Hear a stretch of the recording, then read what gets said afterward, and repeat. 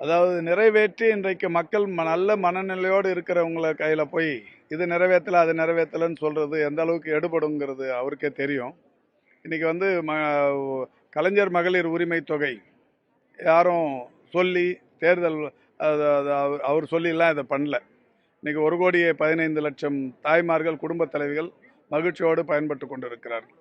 தினந்தோறும் 50 லட்சத்திற்கும் மேற்பட்ட இலவச பயணங்கள் விடியல் பயணத்தின் மூலம் நடைபெற்று கொண்டிருக்கிறது.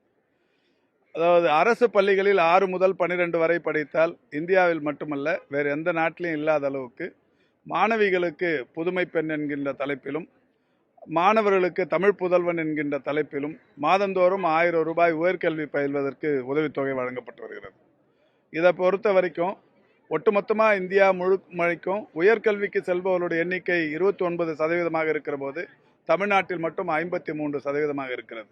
திரு விஜய் போன்றவர்கள் இதையெல்லாம் மறக்கக்கூடாது. இன்னொன்று, இப்போ இந்த 53% உயர்கல்வியில் செல்பவர்கள், இன்னொன்று பொருளாதார வளர்ச்சி ஒரு 14 வருஷத்துக்கு முன்னாடி 13.12ங்கிறது பொருளாதார வளர்ச்சி. அப்போ கலைஞர் முதலமைச்சர் 2011-12 13.12 பொருளாதார வளர்ச்சி.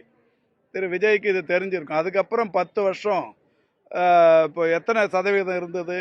6%, 7% இருந்தது. இப்போ ஒன்றிய அரசு கணக்கெடுத்ததில் ஒரு 6 மாநிலங்கள் இந்த பொருளாதார வளர்ச்சிக்குரிய மாநில பட்டியலில் பேரே இல்லை. குஜராத், கோவா போன்ற 6 மாநிலங்கள் இந்த பட்டியலில் இடம்பெறவே இல்லை. அப்போது பொருளாதார வளர்ச்சியில் அவங்க ரொம்ப லீஸ்டாக இருக்கிறாங்க. அவங்க அந்த லிஸ்ட்லேயே இல்லை.